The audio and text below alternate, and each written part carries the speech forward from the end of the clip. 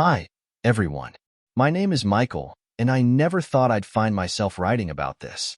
After 37 years of what I believe to be a happy, stable marriage, my life unraveled in the most unimaginable way. If you're reading this, let me warn you. What I'm about to share might leave you as speechless as it left me. Susan and I had been married since our early 20s. We'd built a life together. A house, two wonderful kids, countless memories. I thought I knew her better than anyone else in the world. She was my rock, my partner, the love of my life, or so I believed. That's what makes this story so hard to tell. It all started one evening. We'd just finished dinner, nothing fancy, just one of those quiet nights you come to cherish after decades together. Susan had been acting a little off all day, but I didn't press her about it. I figured she was tired, or maybe upset about something trivial. After dinner, she insisted we sit down in the living room. That was unusual for her. Normally, she'd be cleaning up the dishes while chatting about her day or reminding me about something we needed to do over the weekend. But this time, she sat across from me, wringing her hands. "Michael," she started, her voice soft but strained, "I need to talk to you." Immediately, my stomach knotted. Her tone wasn't casual. It was serious, almost ominous. I tried to stay calm, brushing off the growing sense of dread creeping up my spine. "What is it?" I asked, leaning forward. She hesitated, looking down at her lap before finally meeting my eyes. "There's something I need to tell you. Something I've kept from you for a long time." That caught me off guard. Susan wasn't the type to keep secrets, or so I thought. We'd always prided ourselves on honesty. What could she possibly be hiding after all these years? "You're scaring me, Susan," I said, trying to inject some levity into the moment, though my heart was already racing. "What's going on?" She took a deep breath and looked away, as if she couldn't face me while saying what came next. "Do you remember our old neighbor, James?" I blinked, caught off guard by the sudden mention of someone from our distant past. James had been our next-door neighbor decades ago when we'd first moved into our house. He was a friendly enough guy, always polite, always smiling, but I hadn't thought about him in years. "Yeah, I remember him," I said slowly. "What about him?" Susan's hands trembled as she clasped them together tightly. Her voice wavered. "Well, there's something I never told you about him." A pit formed in my stomach. The room seemed to grow quieter, as if the air itself was holding its breath. I couldn't bring myself to speak.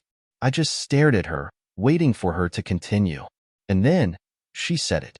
"Back then, when you were working those long hours, James and we had an affair."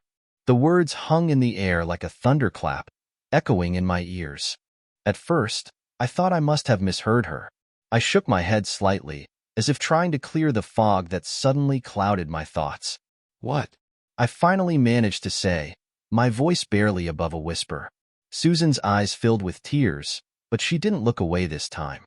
"I'm so sorry, Michael. It happened so long ago, and I've regretted it every day since. But I can't keep it from you any longer." I sat there, frozen. My mind was racing, but I couldn't seem to form a coherent thought. An affair? With James? All those years ago? How could she have kept this from me for so long? And why tell me now?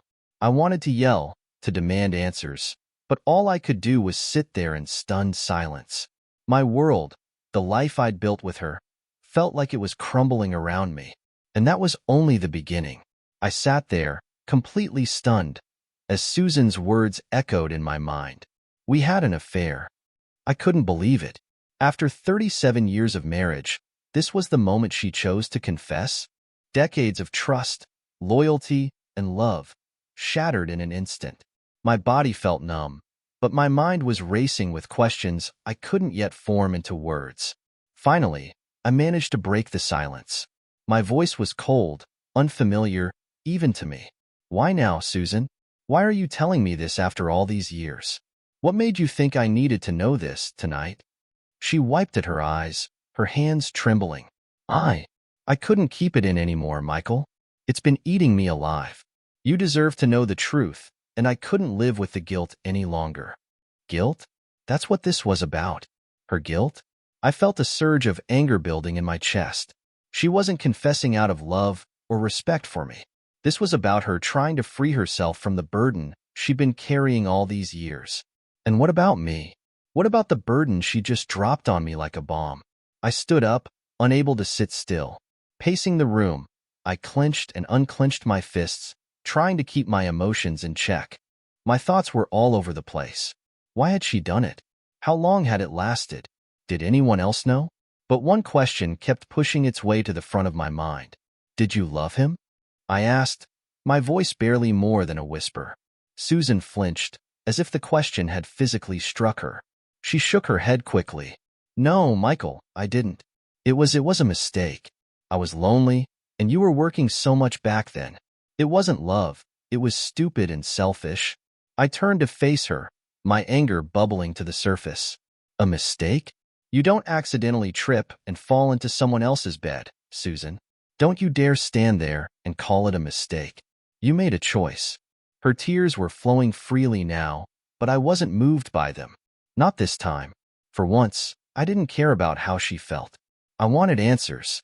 How long did it last? I demanded, my voice sharper now. Susan hesitated, looking at the floor. A few months, she admitted quietly. A few months? I repeated, incredulous. And all that time, you came home to me, looked me in the eye, and pretended like nothing was wrong? Like everything was fine? She nodded, her sobs choking her words.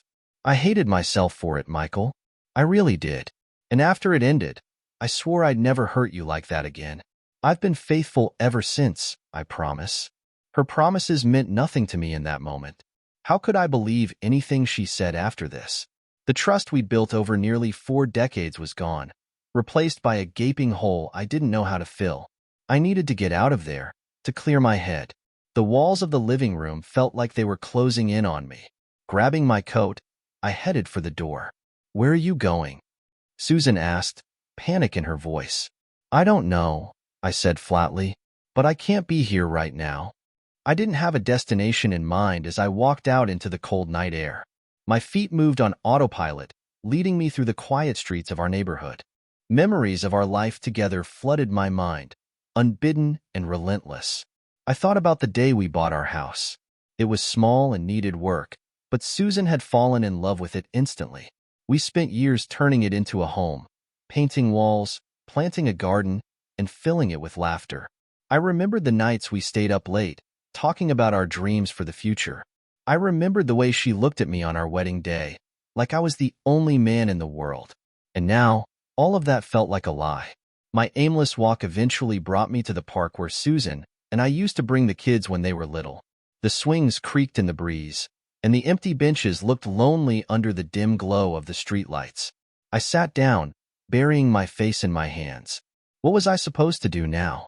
How do you even begin to process something like this? My phone buzzed in my pocket, breaking the silence. I pulled it out and saw Susan's name on the screen. I ignored the call, but it buzzed again a few seconds later. This time, I answered, unable to keep the bitterness out of my voice. What do you want, Susan? Her voice was shaky, barely audible. Please come home, Michael. We need to talk. I wanted to scream at her, to tell her that talking wasn't going to fix this. But a part of me, maybe the part that still loved her, wanted answers. I wanted to know why she'd done it, how she could have betrayed me like that, and why she thought confessing now would somehow make things better.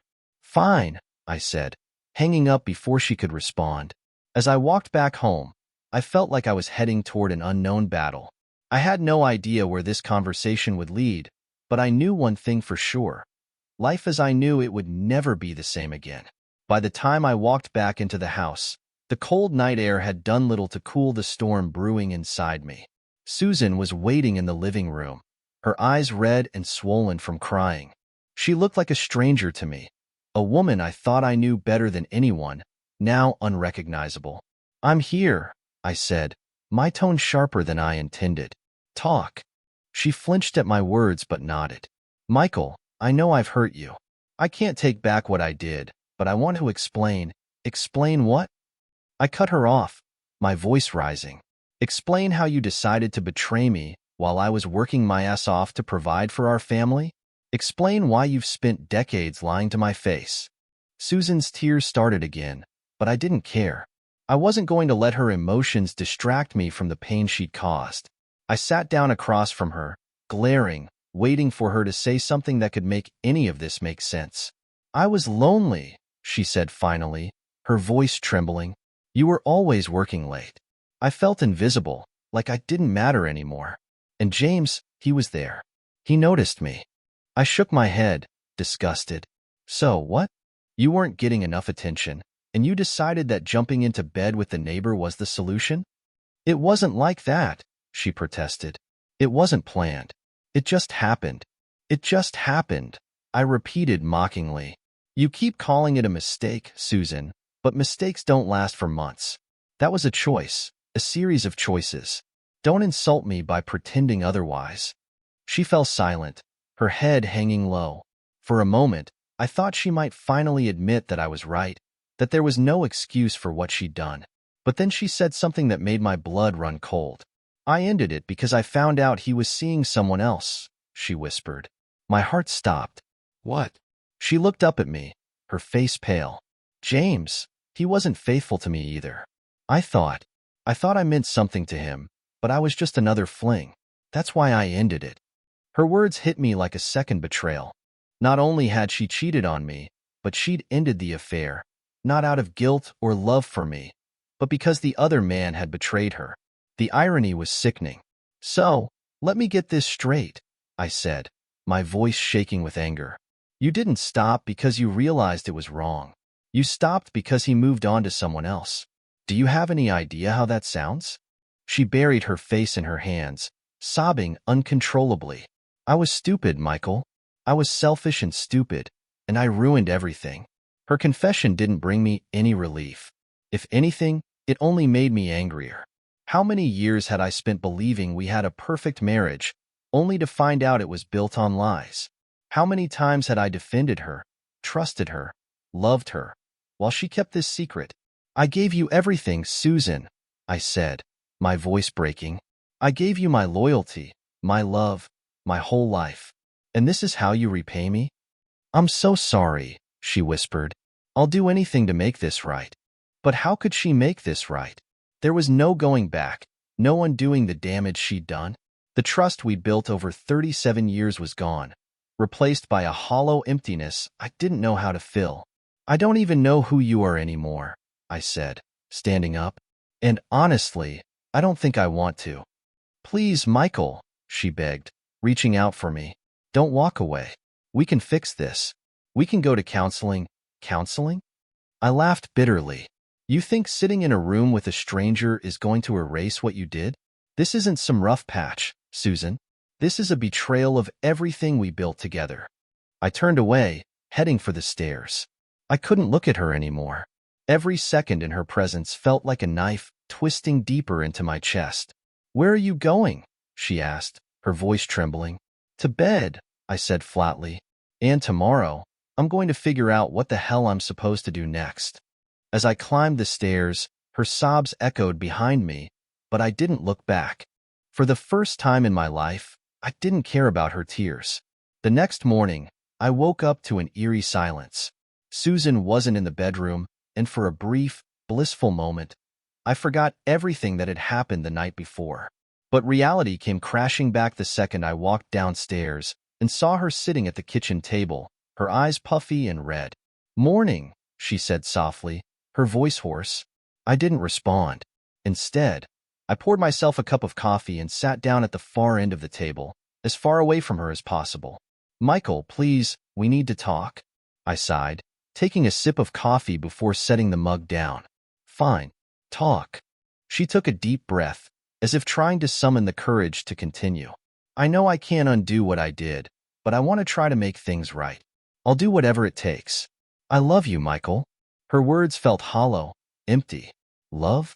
How could she claim to love me after what she'd done? Love wasn't supposed to hurt like this.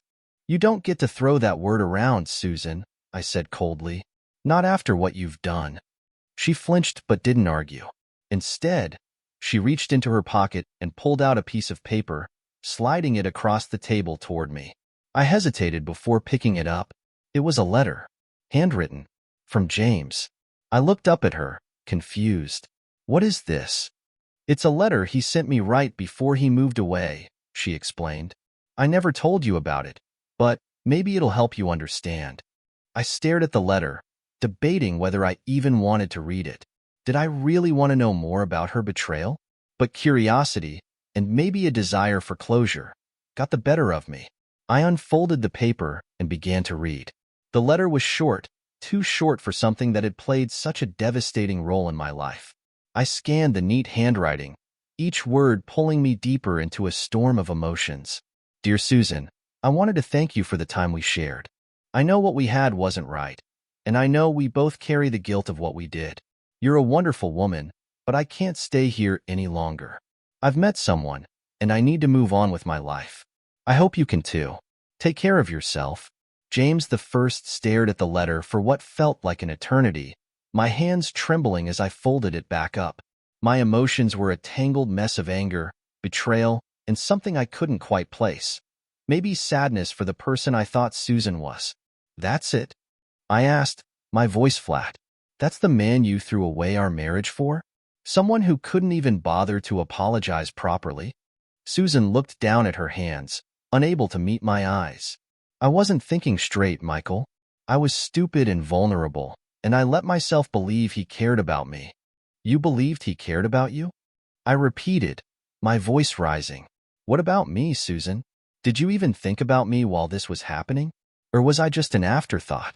She looked up then, tears streaming down her face. I thought about you every day. That's why I ended it, Michael. I realized what I had done, and I couldn't stand the thought of losing you. You ended it because he left you, I shot back. Don't try to rewrite history now. The only reason you stopped was because he moved on. Let's not pretend it was about saving our marriage. Her face crumpled, and she buried her head in her hands, sobbing. But her tears didn't move me. Not anymore. I sat at the lake for what felt like an eternity, staring out at the still water as the sun climbed higher into the sky. The serenity of the scene felt like a cruel contrast to the storm raging inside me. Every memory I'd built with Susan over the last 37 years replayed in my mind, but now they were tainted, painted in shades of doubt and betrayal. How many other secrets had she kept from me? Was James the only one? Could there have been others? The thought made my stomach churn. The worst part of it all was the timeline. 37 years of marriage, and for most of those years, I had no idea this betrayal existed. How do you process something like that? How do you reconcile the person you thought you knew with the stranger they've suddenly become? I thought back to the early days of our marriage. We were so young then, so full of hope. I remembered the way Susan looked on our wedding day, her smile, the way her eyes sparkled. I'd been so sure she was my soulmate, the one person in the world who would never hurt me.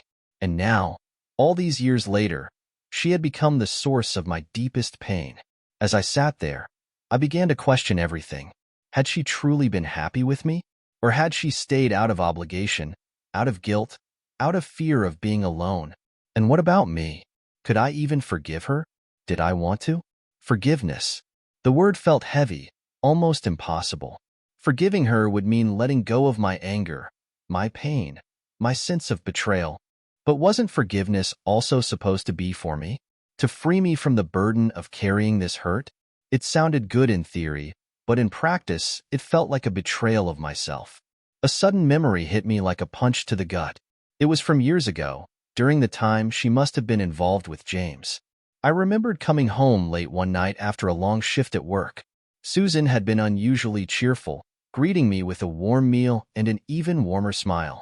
At the time, I'd thought it was just her being her, kind, loving, devoted. But now I couldn't help but wonder, had she been overcompensating? Was she trying to hide her guilt? The questions were endless, and the answers felt unreachable. I was trapped in a loop, reliving every moment of our marriage through this new, painful lens. Eventually, I stood up and made my way back to the car. I didn't feel any better. I wasn't even sure I felt anything at all. But I knew I couldn't sit there forever. I had to face her again, had to figure out what came next. The drive home was quiet, the hum of the engine the only sound breaking the silence. My mind was still racing, but I forced myself to focus on the road. I needed to get through this one step at a time, even if I didn't know what the next step would be. When I walked back into the house, the atmosphere was heavy, almost suffocating. Susan was still in the living room, sitting on the couch with her knees drawn up to her chest. She looked up as I entered, her eyes filled with a mix of hope and fear. "Michael," she started, her voice barely above a whisper. "I'm glad you're back. I was so scared you wouldn't come home." I didn't respond right away. Instead, I took off my coat and sat down in the armchair across from her, keeping a deliberate distance between us. "I came back," I said finally, "but I don't know if I'm staying." Her face crumpled at my words, and fresh tears streamed down her cheeks. "Please, Michael, don't say that. I know I've hurt you, but I'm begging you to give me a chance to make things right." I let out a bitter laugh. "Make things right? How exactly do you plan to do that, Susan? Can you undo the affair? Can you erase the years of lies and deceit? Because unless you've figured out how to turn back time, I don't see how you can make things right." She flinched at my words, but I didn't regret saying them. She needed to understand the depth of the damage she'd done. "I don't expect you to forgive me overnight," she said, her voice trembling. I just want a chance to prove to you that I still love you, that I've always loved you." "Always loved me?" I repeated, shaking my head. "Do you even hear yourself, Susan? You're trying to tell me you loved me while you were sneaking around with another man? How does that work?" She didn't have an answer, of course. She just sat there, sobbing quietly, while I stared at her, my heart heavy with anger and grief. For a moment, I almost felt sorry for her. But then I remembered the letter, the cold, impersonal letter James had written her, and any sympathy I might have felt disappeared. "I need time," I said finally, breaking the silence. "I don't know what I'm going to do, but I know I can't make any decisions right now. I need to think." "Take all the time you need," she said quickly, her voice desperate. "I'll do whatever it takes, Michael. Just please don't leave me." I didn't respond. Instead, I stood up and walked out of the room, leaving her alone with her guilt. Upstairs, I sat on the edge of the bed we'd shared for so many years and stared at the floor. I had no idea what the future held, but one thing was clear. Our marriage would never be the same. That night, I couldn't sleep. I lay in bed, staring at the ceiling, replaying the events of the day in my mind. Susan was downstairs, and the silence between us felt like a physical barrier. I didn't know if we could rebuild what had been broken, or if it was even worth trying. All I knew was that I couldn't live like this, trapped in a marriage filled with pain and resentment. As the first light of dawn filtered through the curtains, I made a decision. I needed to take control of my life again. Whether that meant fighting for our marriage or walking away for good, I wasn't sure yet. But one way or another, I was going to find a way to move forward. I got out of bed and began packing a bag. It wasn't much, just enough clothes for a few days and some essentials. When I went downstairs, Susan was still awake, sitting at the kitchen table with a cup of untouched coffee in front of her. "Michael," she said, her voice tentative, "what are you doing?" "I need space," I said simply. "I'm going to stay at a hotel for a few days. I need time to think." Her face crumpled, but she didn't argue. "I understand," she said quietly. "Just please come back. I'll be here, waiting for you." I didn't respond. I couldn't. Instead, I grabbed my bag and walked out the door, unsure of what the future held but determined to find some kind of peace, whether it was with or without her. Bye.